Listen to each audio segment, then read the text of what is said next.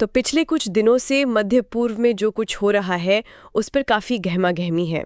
21-22 जून की जो खबरें हैं कि अमेरिका ने ईरान के परमाणु ठिकानों पर हमला किया, ये वाकई एक बड़ी घटना है। खासकर जब हम देख रहे थे कि मध्य जून से ही इजराइल और ईरान के बीच तनाव वैसे ही काफ़ी बढ़ा हुआ था। आज हम इसी पर ज़रा गहराई से बात करेंगे। हमारे पास जो अलग अलग रिपोर्ट्स हैं, विश्लेषण हैं, उनके आधार पर ये समझने की कोशिश करते हैं कि भाई असल में हुआ क्या, क्यों हुआ और इसके मतलब तात्कालिक असर क्या दिख रहे हैं। तो जैसा कि ये पता चला है, अमेरिका ने ईरान के 3 मुख्य परमाणु ठिकानों को निशाना बनाया, फोर्डो, नतांज और इस्फहान। जी हाँ, ये तीनों ही ईरान के परमाणु कार्यक्रम के लिए बहुत अहम हैं। फोर्डो और नतांज खास तौर पर यूरेनियम संवर्धन के लिए जाने जाते हैं और इस्फहान में उनका एक बड़ा परमाणु रिसर्च सेंटर है। और हमले का जो तरीका था वो भी काफ़ी चर्चा में है। बिल्कुल, और वो अपने आप में काफी कुछ बताता है। जैसे फोर्डो को लीजिए, ये पहाड़ के अंदर काफी गहराई में बना है। इसे मतलब ईरान का सबसे मजबूत, सबसे सुरक्षित ठिकाना माना जाता था। हाँ, सुना है, अभेद्य मानते थे इसे। जी, तो उस पर खास ध्यान दिया गया। अमेरिका ने B-2 स्टिल्थ बॉम्बर्स का इस्तेमाल किया।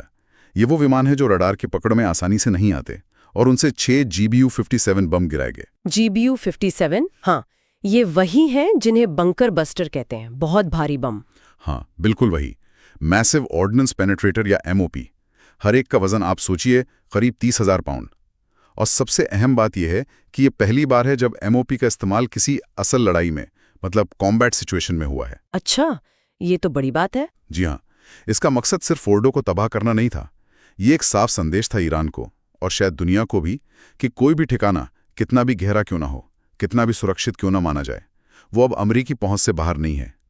ये अपने आप में एक, क्या कहते हैं, रणनीतिक बदलाव है। समझ गई। ये तो हुई फोर्डो की बात। और बाकी 2 ठिकाने, नतांज और इस्फहान, वहां क्या हुआ? वहां रणनीति थोड़ी अलग थी।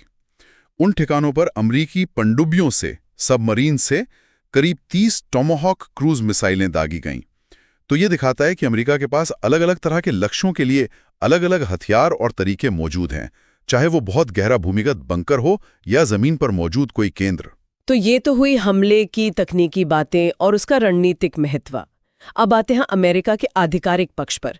राष्ट्रपति ट्रंप ने तो इसे एक शानदार सैन्य सफलता कहा है। जी, अमेरिका का आधिकारिक स्टैंड यही है कि ये हमला ईरान को परमाणु हथियार बनाने से रोकने के लिए, उसकी क्षमता को खत्म करने के लिए जरूरी था, और साथ ही ईरान को किसी भी तरह की और आक्रामक कार्रवाई करने से रोकना था। राष्ट्रपति ट्रंप के जो बयान आए हैं, जैसे अब शांति का समय है, वो एक तरह से चेतावनी भी है। हाँ, कि आगे की कार्रवाई ईरान के रवैये पर निर्भर करेगी, कुछ ऐसा। बिल्कुल, उनका तर्क है कि ये दबाव शांति स्थापित करने के उद्देश्य से है। लेकिन ईरान इसे शांति की तरफ एक कदम तो बिल्कुल नहीं समझ रहा होगा। उनकी तरफ से क्या प्रतिक्रिया आई है? जाहिर है, बहुत तीखी प्रतिक्रिया। तेहरान ने इसे खुला युद्ध कहा है, अंतर्राष्ट्रीय कानून का उल्लंघन बताया है और फौरन जवाबी कार्रवाई का ऐलान भी कर दिया है। जवाबी कार्रवाई मतलब किस तरह की? उन्होंने कहा है कि वो अमेरिकी नौसैनिक ठिकानों पर हमला कर सकते हैं और हॉर्मुज जलडमरू मध्य को निशाना बनाने की धमकी दी है। ये बहुत गंभीर बात है क्योंकि दुनिया का बहुत सारा तेल व्यापार वहीं से होता है। हाँ, ये तो बहुत बड़ी धमकी है। इतना ही नहीं, ईरान ने इजराइल पर भी मिसाइलें दागी हैं। खबरें हैं कि तेल अवीव और हाइफा जैसे शहरों को निशाना बनाया गया, जिससे आम नागरिक भी घायल हुए हैं। और इस सब पर दुनिया भर से क्या रिएक्शन आ रहा है? बाकी देश क्या कह रहे हैं? देखिए, प्रतिक्रियाएं काफी बटी हुई हैं। इजराइल ने तो, जैसा कि उम्मीद थी, ईरान के खिलाफ अपने हमले और तेज कर दिए, लेकिन अंतर्राष्ट्रीय स्तर पर देखें तो ज्यादातर चिंता ही जताई जा रही है। संयुक्त राष्ट्र के महासचिव एंटोनियो गुटेरेस हों या फिर रूस, चीन, यूरोपीय संघ, ये सभी बड़े खिलाड़ी संयम बरतने की अपील कर रहे हैं, बातचीत से हल निकालने को कह रहे हैं। सबको डर है कि ये मामला और बढ़ सकता है। जी हाँ, बिल्कुल, सबको यही चिंता है कि यह संघर्ष कहीं पूरे क्षेत्र में न फैल जाए। एक और बात, अमेरिका के अंदर भी इस हमले को लेकर राय एक नहीं है, वहां भी बहस चल रही है।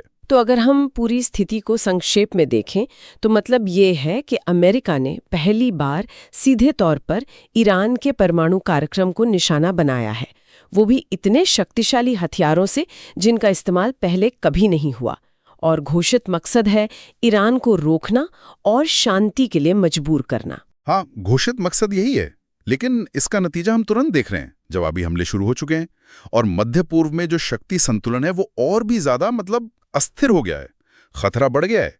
ईरान ने बदला लेने की कसम खाई है, तो एक बड़े क्षेत्रीय युद्ध की आशंका से इनकार नहीं किया जा सकता। और कूटनीति का रास्ता, बातचीत की कोई गुंजाइश? वो रास्ता फिलहाल तो काफी मुश्किल नजर आ रहा है, धुंधला है।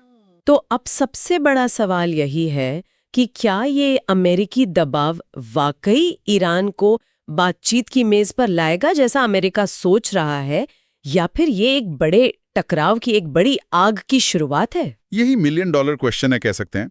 और एक और सवाल जो मेरे ज़हन में आता है कि ये जो GBU-57 मॉप जैसे हथियार हैं, जो अवैध समझे जाने वाले ठिकानों को भी नष्ट कर सकते हैं, इनका पहली बार इस्तेमाल क्या ये भविष्य के युद्धों के लिए एक नई और ज्यादा खतरनाक लक्ष्मण रेखा खींच रहा है? ये कुछ ऐसे सवाल हैं जिनके जवाब शायद हमें आने वाले वक्त में मिलेंगे।